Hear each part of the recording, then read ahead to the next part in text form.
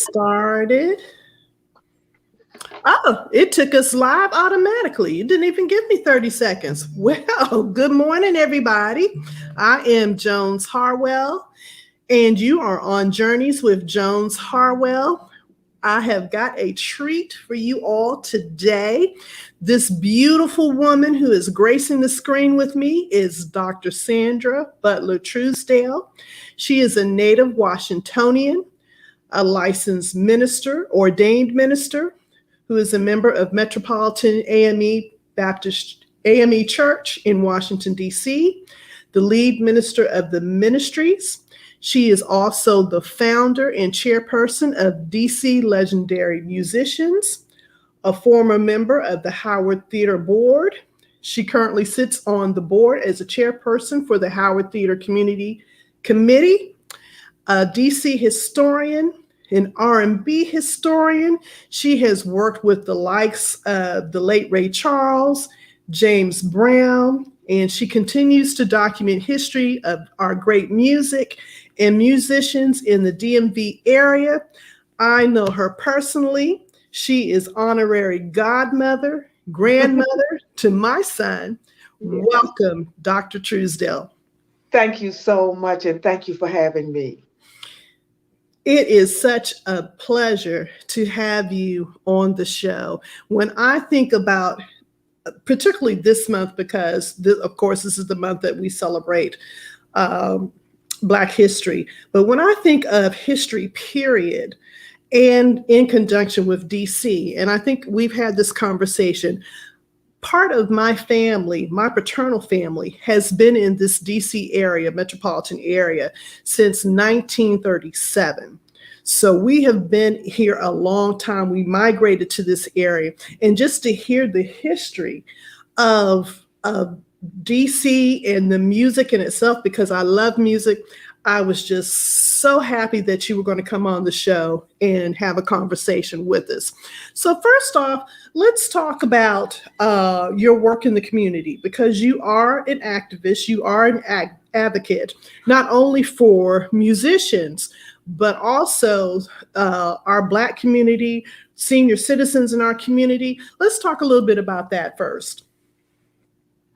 I started out working in the community as a very young woman. Young girl, actually, because my mom and my dad were involved in the civil rights movement here back in the day when um, Black Americans could not even, if you want to believe it, ride yellow cab. There was a Mm, yellow cab company here. And so white cab drivers would not pick up Black um, riders. And so from that came Capital Cab Company. Uh, and so they organized our own cab company. After Blacks went on a strike about using public transportation, they walked because they could not, get a cab mm, or any kind of transportation that way. mhm. There was a gentleman, and I can't remember his first name, but his last name was Wright, who organized Capital Cab Company. Now you do not see Capital Cabs out anymore because the cabs were black and orange like. Mm. Um, but people, when I talk to people about these things, they say to me, "Oh, I can't believe that happened in Washington D.C." But what they don't realize is this is a southern town, and we are below the Mason-Dixon line.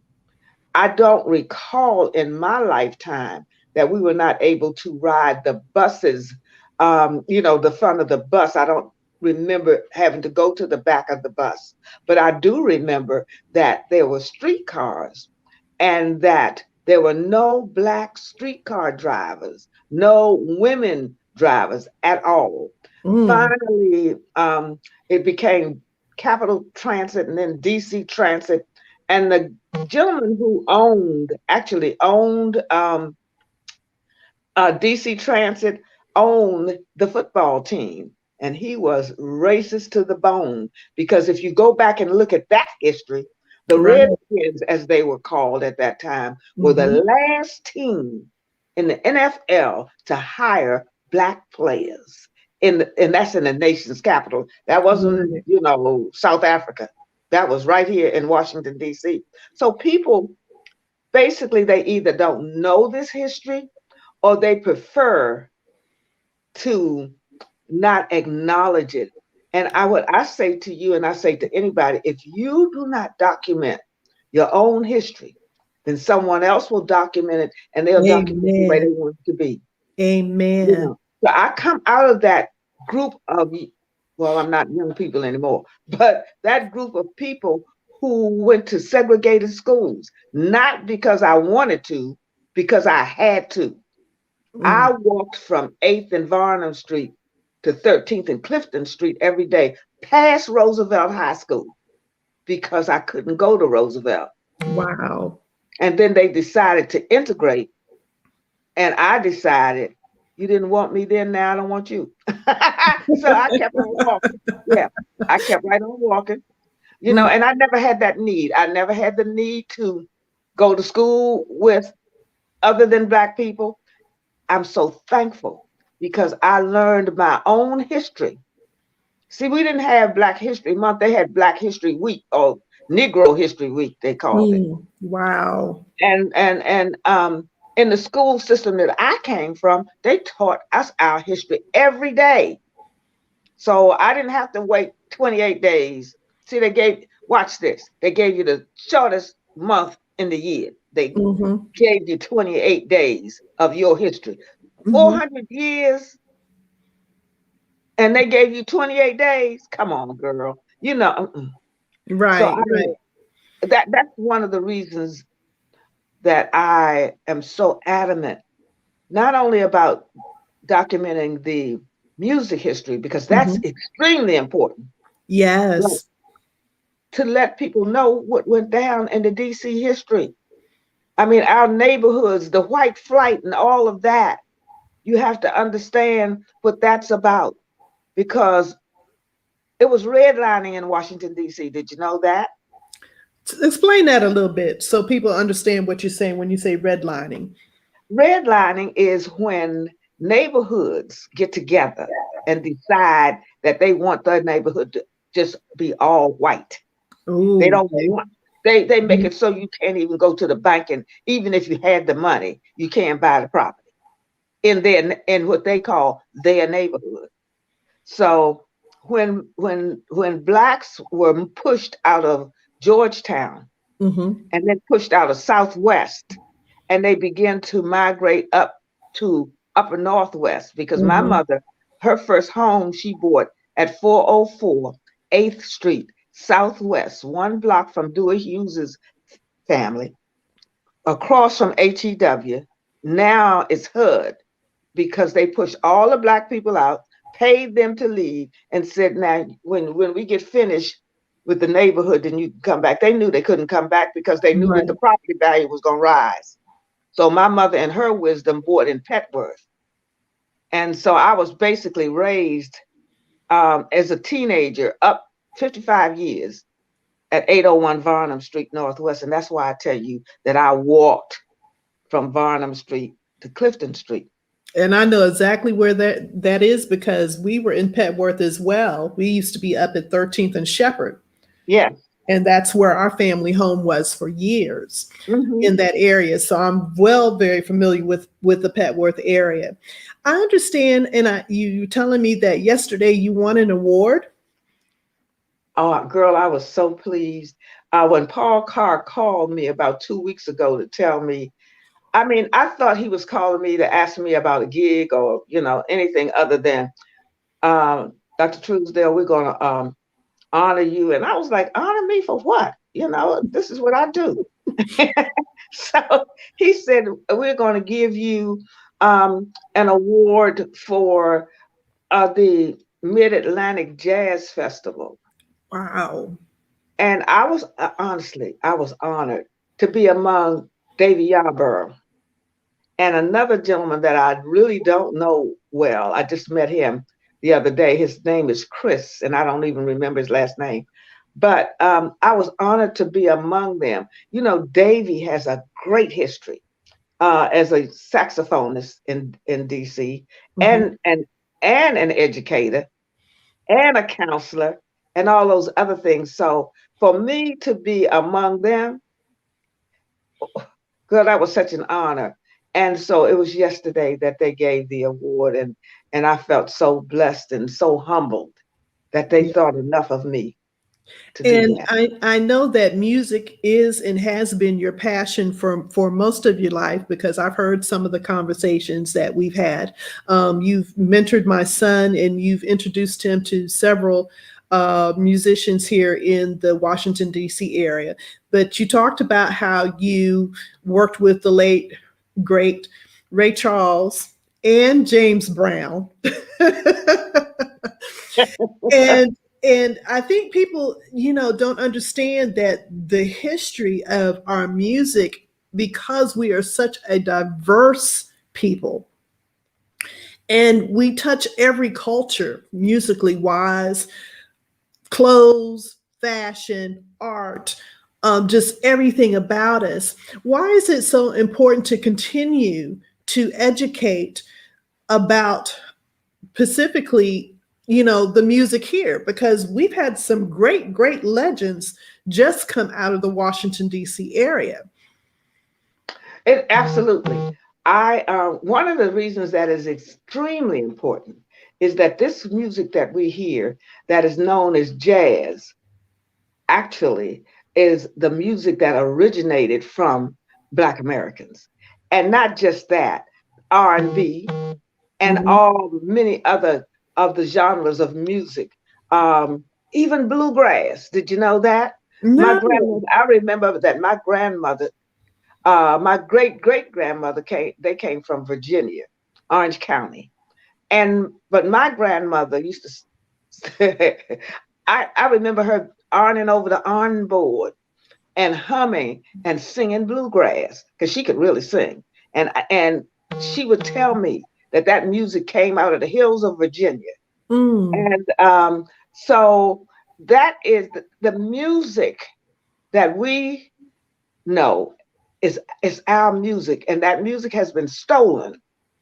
Let's make it clear. Let's make that clear. It's been stolen. Now, some of it we gave away because that's the way Black people are. They just give stuff Right. away. Hmm. But that music is just such a great music, and it is, to my knowledge, one of the only original musics that come out of the United States, and Wow. that's a part of that history. And Hmm. so, while I'm not angry about it, but it needs to be documented. We need to know about John Coltrane. We need to know about Hank Crawford. I mean, not just we, our children need to know this. And my sister, let me tell you that I have been watching the new jazz institutes and the music institutes. And guess what? For whatever reasons, our young Black males and females are not in those institutes. I see a Paul Carr, a Davy Yarborough, the DC Youth Orchestra. I see them teaching that music to Hmm. 98% white students. Let me back up. I'm not angry about it, but we need to educate our children to let them know that those institutes are there. I spoke to a young lady at the Kennedy Center just the other day. We were Hmm. talking about this, and she said, "Do you know why?" I said, "Not really." She said, "Because the arts are fully funded in, even though we try to say it's integration, fully funded in those schools that are predominantly white. Yes. But in the Black schools, it's only That's the maybe first thing that 2%. gets cut. You're You exactly right. know, and I want Muriel Bowser to hear this, since they decided to steal the Board of Education from the elected people. That's what they did, because they wanted to control that budget, because Hmm. the education budget is extreme, it is high. I served on the elected board for 8 years, so I know what the budget is. They brought a chancellor here, but every time they bring somebody here, they bring them from out of town, somebody that knows nothing about our system, that they can control. I'm not going to say that they don't care about the children, but I asked the question, if they did, why wouldn't the children care about themselves? See, I watched that whole scenario Mm-hmm. and how the teachers union fights to try to get some kind of control so that our children can be educated. Now, trust me, I'm a union woman, but I know they're not always right either, because I watch some of the things that they do and say. They're not always right, but nobody's always right. Right. But I tell you that if these parents, these people who say that they love their children, don't get this party started and look out for their children, our children are going to be left behind. Don't you think that's a part of the plan? Mm-hmm. Mm-hmm. Let me tell you one other thing, and you didn't ask me this, but there was a time when there were great job opportunities. Particularly, there was the civil service exam and in the federal government and whatnot. And they said that we couldn't qualify for the jobs because we didn't have enough education. Well, we got all the education. Then they changed the script. And then they said it's about seniority. You don't Hello. have enough seniority. Last hired, first fired. Mm-hmm. Now, after that, when we became the senior employee, guess what happened? They switched the arena again. And then they removed the whole civil service concept. Did you say systematic racism? Yep. Oh, okay. You Mm. didn't have to say it, I said it. But I'm just Mm-hmm. telling you what this journey is about. And I'm telling you that I have lived this. People say, how do you know all that? Because I lived it. It happened within this period of my lifetime. Between 1939 and 2021. Right. And then I see a mob come with a hanging loop on the Capitol of the United States of America. And you ask me, am I mad? I dare you to ask me if I'm mad. I know you're mad. But anyway, Beyond mad. yeah, I'm mad. Yeah, I'm mad as hell and I'm not taking it anymore. Yeah, beyond. And people, I think because I remember a story that I always tell people. Jalon had to be maybe 3 years old, and we went downtown for a showing. My brother came. He was asked to show his shoes. He's a shoemaker. And he was at this showing, and we walked into the bathroom, and in the bathroom walked Dr. Dorothy Height. Now, I was like, you know, but humble just said, can you just say a few words to my son? I didn't even ask for an autograph. I was just like, just can you say a few words? And I remember the next day saying to someone, I met Dr. Dorothy Height. Who? Mm-hmm. What you mean who? I know. I was It's, like, what do you mean who? But that's the point. that is it. That's the whole point. If you don't know your history, don't follow your history. Now, I was fortunate enough to have, a set of bonus grandparents. So I heard music from gospel to R&B to rock to country to big band. I heard it all. Every genre I heard. So it helped to shape me. And I think it helped to shape Jalon, because when he started to listening to music, even though, his primary thing right now is rap, but when he picks up that instrument, he plays blues. Yeah. And he can play it. Now, don't make no mistake about it. Let's get that clear. He can play. How old is he? 17 now. The boy been playing. Let me say, I've known him almost 2 years. He was playing it when he was 15. The Mhm. boy can play that music now. I'm telling you that right now. Yep. But that's still him learning, because we made sure that there is part of history that we still share with him, that he still sees, that he still hears. So we have to make sure, as just like you said, as parents, we show them these things. We tell them these things because uh, I was having a conversation with a young lady last week, and I was saying how the state of Texas, when you talked about rewriting history, that they were going back in the history books and glossing over stuff because they just want you to know the pretty parts. You know, you can't advance and you can't grow knowing just the pretty parts of life. It's absolutely true. There's no question about that. And that's why we as a country are where we are today. Because, I mean, and I know this sounds like they used to say to us, I have several white friends, but they are like a lot of other people. They don't want to talk about it. And we somehow think, oh, I'm so hurt. I don't want to talk about it. What do you mean you don't want to talk about it? The only way you can find a solution is put it out there on the table. And I'm not talking about identifying problems and just talking about them. I'm talking about put it on the table and find a solution. But that is not what they really, and I'm not talking about the people that I communicate with, but that is not what this country is about.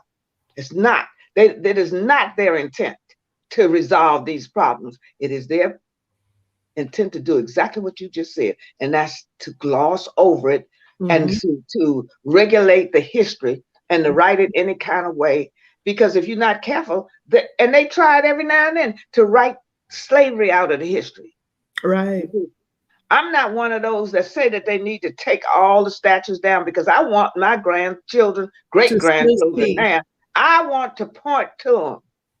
And I want to point to Abraham Lincoln's statue and say, let me tell you, they said that he freed the slave. Now go do the research and find out, did he really do it? Right. And if he did it, why did he do it? You understand? Don't just tell me that Abraham Lincoln was the greatest president in the United States of America. They told us when I was a little girl that George Washington threw $50 across the Potomac. You know that's a lie. You know he threw nothing. No. Right. And they said he never told a lie. Now that's another lie. They were actually teaching children that. So that's why I'm telling you, they write their history any way they want it to be, and gloss over stuff.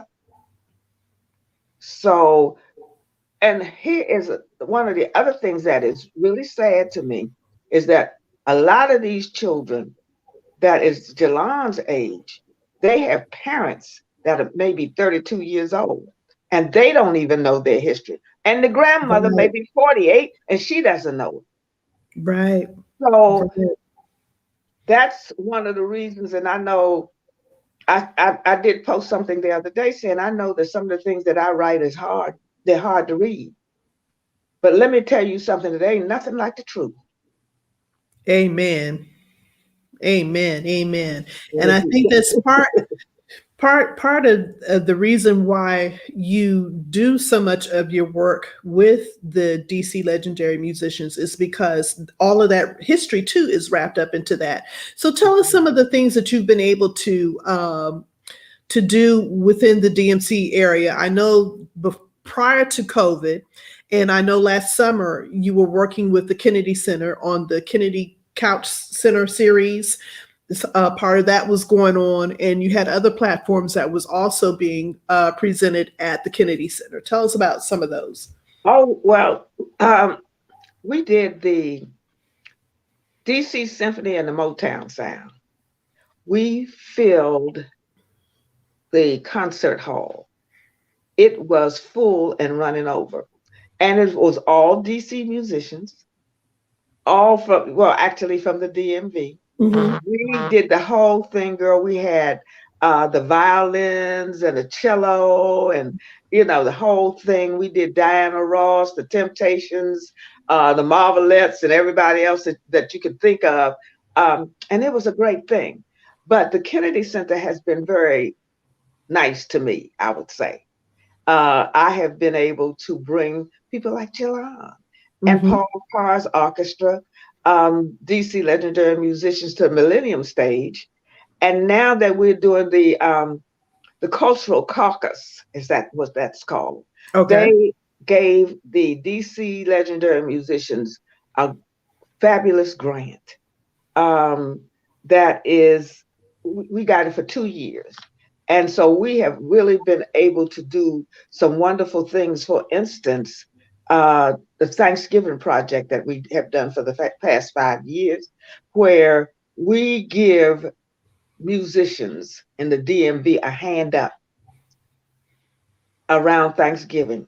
Those who need to have a basket, or they call them Mm-hmm. well, actually they're really boxes, but it's the whole Thanksgiving meal for them and their families, along with a turkey and that whole thing. Right, right. This year, because of the COVID-19, God blessed us to be able to raise enough money to give musicians um, a gift card from Safeway stores so that they could buy their own groceries, whatever they wanted for Christmas. And Safeway contributed to that.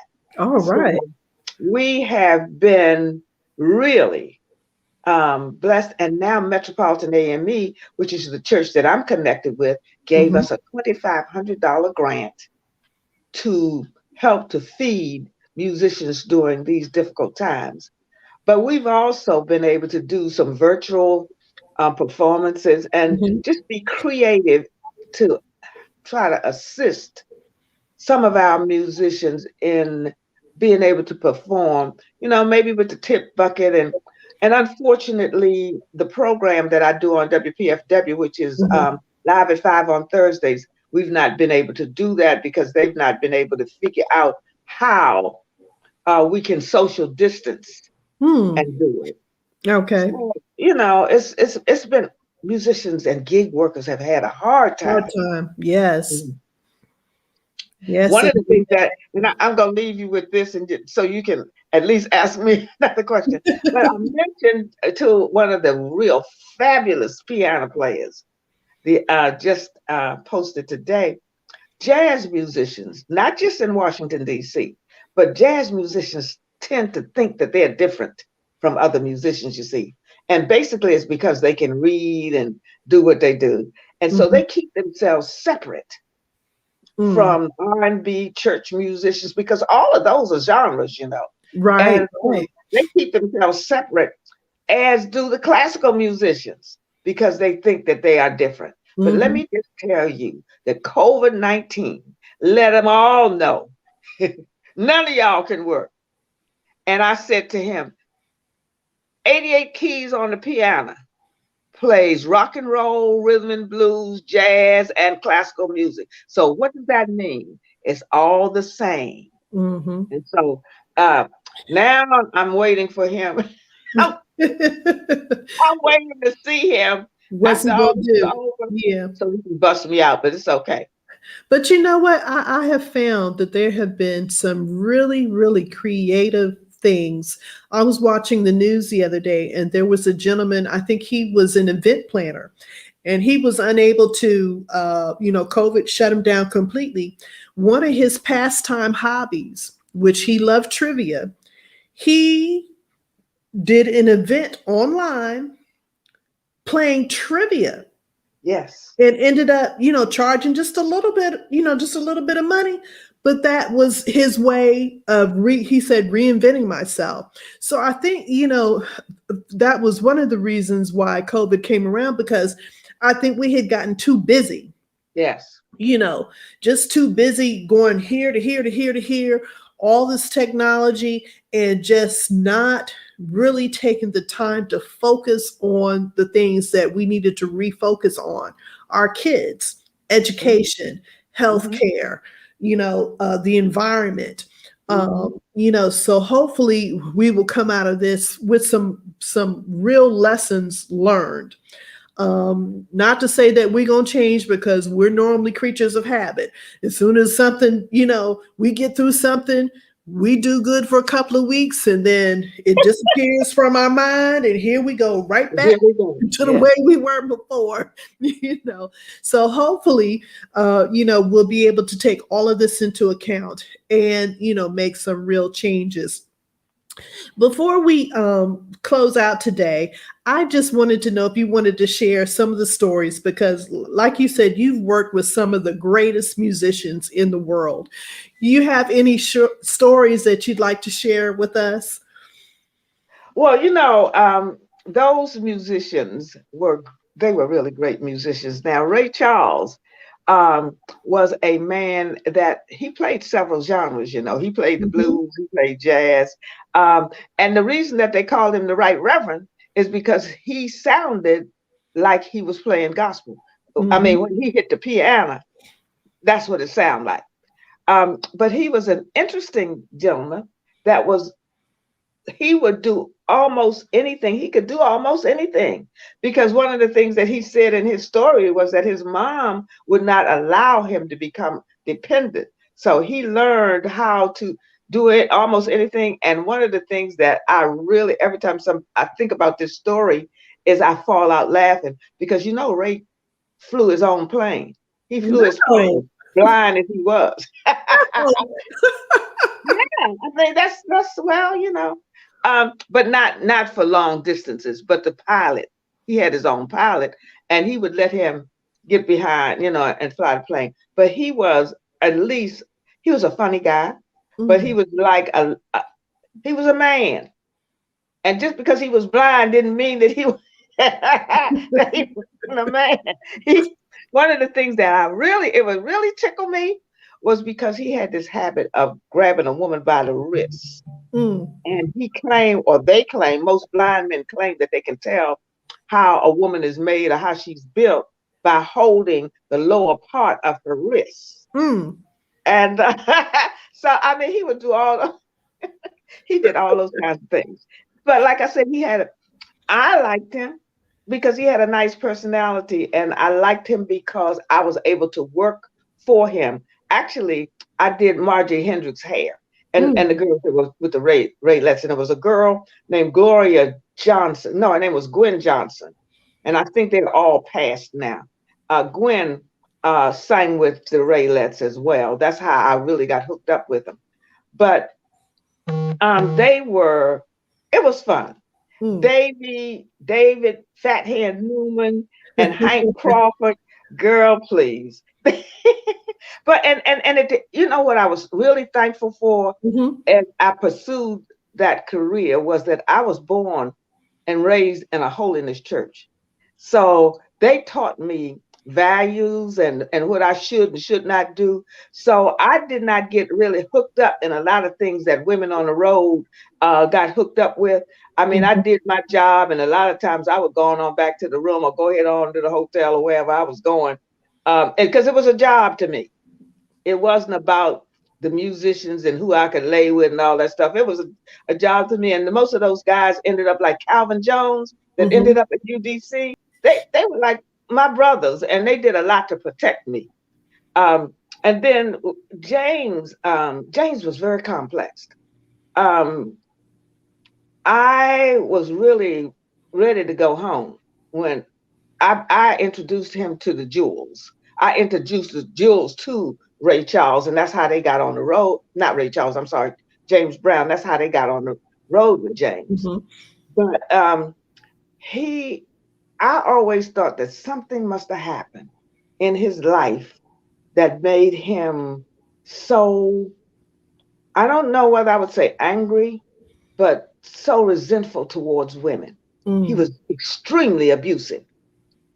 And women, I was always wonder why did they cater to him like that. I mean, once you do certain things, it looked like you would be ready to go home or something. Right. So Right. my reason for leaving him and leaving that group was because of his abusiveness towards women. And see, when I talk to men about that, they made all kinds of excuses for James. And see, I did his hair, so I knew what he was about. But I was able, with the blessed help of God that I Mhm. never got involved with him. I never it was just a job. It was a job to me. His drummer, Clayton Filliard, lived in my house on Varnum Street.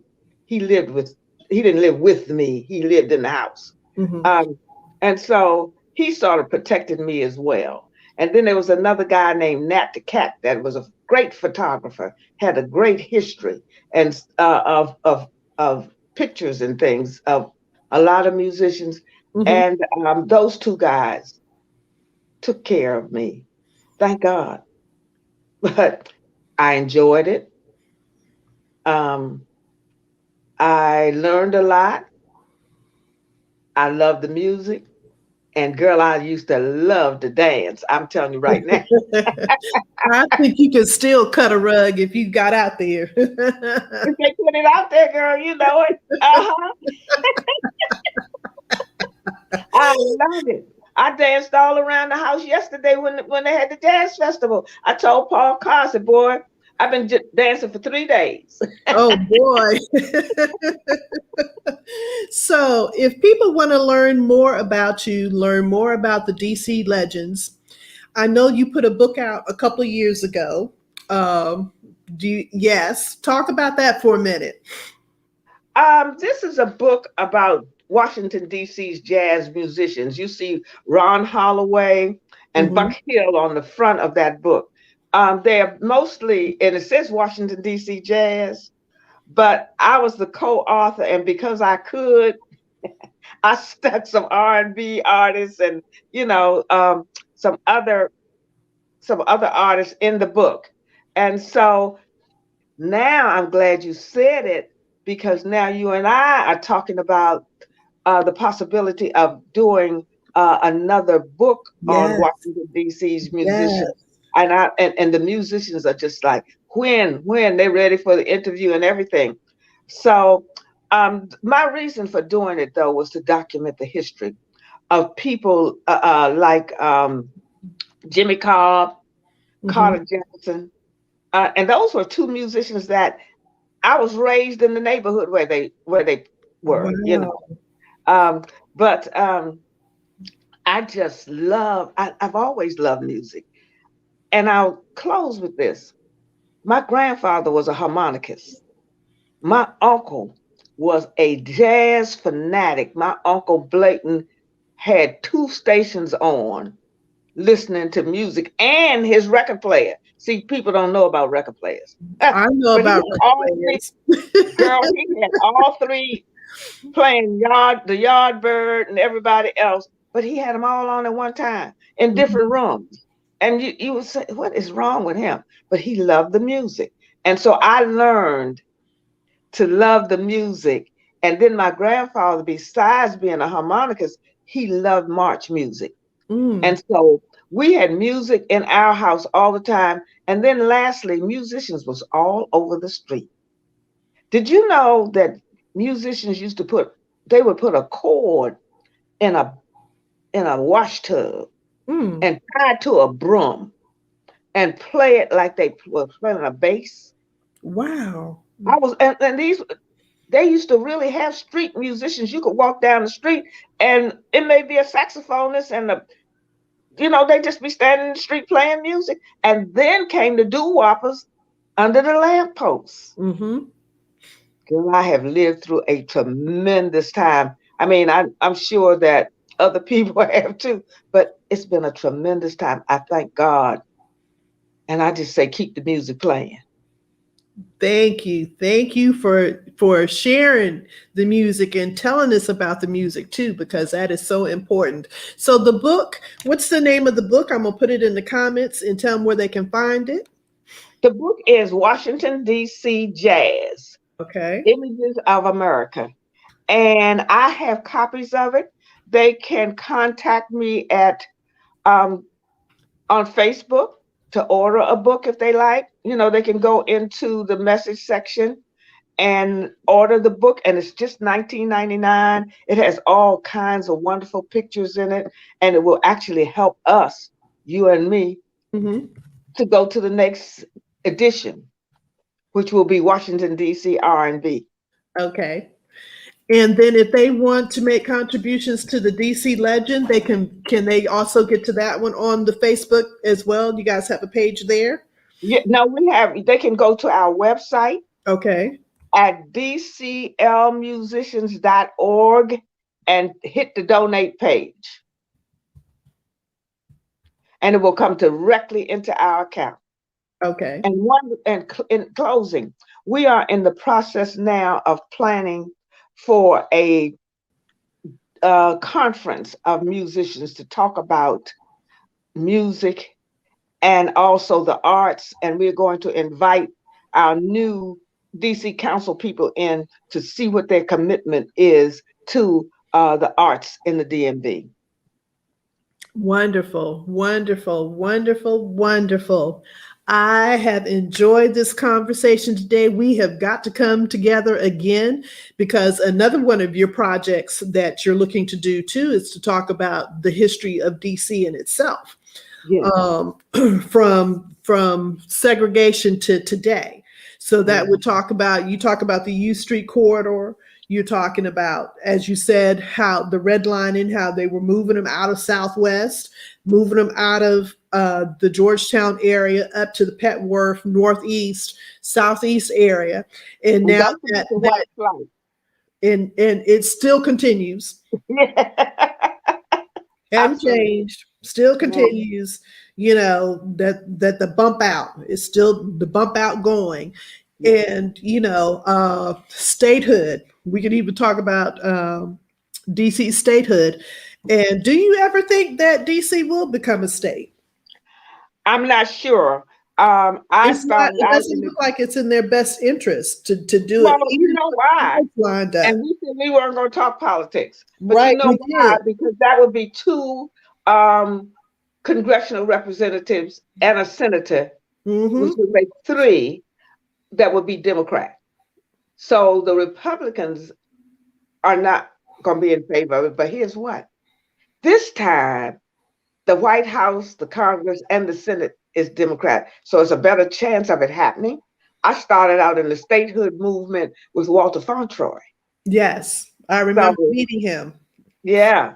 So what I'm thinking is if it is to be, it's going to be right. Because I don't know that this will happen again, that Democrats will be in charge of all three houses. So let's see. Let's see. It's on the table. We'll see. Yeah. Thank you, my queen. Thank you, my queen, for sharing knowledge with us today.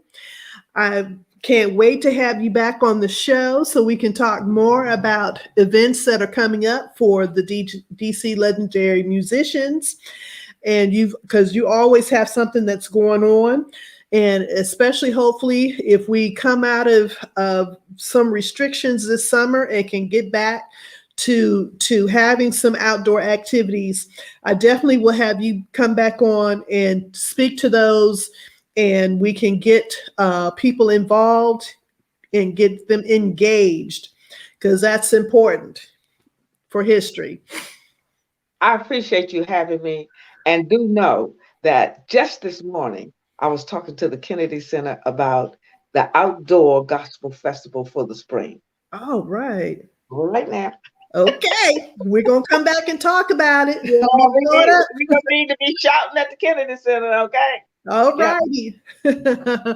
Well, this concludes our showing for today, you all. Thank you so much for inviting us into your home, into your airways. Dr. Truesdale, as always, it is a pleasure and an honor to talk with you. Cannot wait to talk with you again. I'm Jones Harwell, signing off. You've been listening to Journeys with Jones Harwell.